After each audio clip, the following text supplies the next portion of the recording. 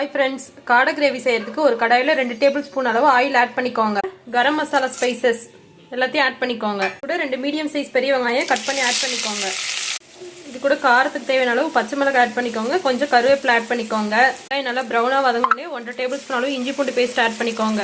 பூண்டோட பச்சை வாசம் பொண்ணு 2 மீடியம் சைஸ் தக்காளி ஆட் பண்ணிக்கோங்க. வெங்காயம் தக்காளி ஒரே அளவு ஆட் பண்ணிக்கோங்க. கிரேவி நல்லா டேஸ்ட்டாக இருக்கும். கொஞ்சமாக மஞ்சள் தூள் ஆட் பண்ணிக்கோங்க. தக்காளி நல்லா மசிஞ்சது காரத்துக்கு தேவையான அளவு மல்லித்தூளும் கரிமிளகாய் தூளும் ஆட் பண்ணிக்கோங்க. தொக்கு மாதிரி ஆனோடனே க்ளீன் பண்ணி வச்ச காடையை ஆட் பண்ணிக்கோங்க. மிக்ஸ் பண்ணிக்கோங்க. தேவையான அளவு தண்ணி ஆட் பண்ணிக்கோங்க. உப்பு ஆட் பண்ணிக்கோங்க. ஒரு மூடு போட்டு மூடி வச்சிருங்க. கொஞ்ச நேரம் வேகட்டும். காடை நல்லா வெந்துருச்சு. தேங்காய் பேஸ்ட் ஆட் பண்ணிக்கலாம். தேங்காய் பேஸ்ட் அரைக்கிறதுக்கு 1/4 மூடி அளவு தேங்காய், கொஞ்சம் பொட்டுக்கடலை, சோம்பு, கசகசா, முந்திரி இதெல்லாம் ஆட் பண்ணிக்கோங்க. நல்லா பேஸ்டா அரைச்சிட்டு வந்துடலாம். அரைச்சிட்டு வந்து தேங்காய் பேஸ்ட் இது கூட ஆட் பண்ணிக்கோங்க. கிரேவி கொதிச்சிருச்சு. இப்போ ஸ்டவ் ஆஃப் பண்ணிக்கோங்க. தேங்க்யூ.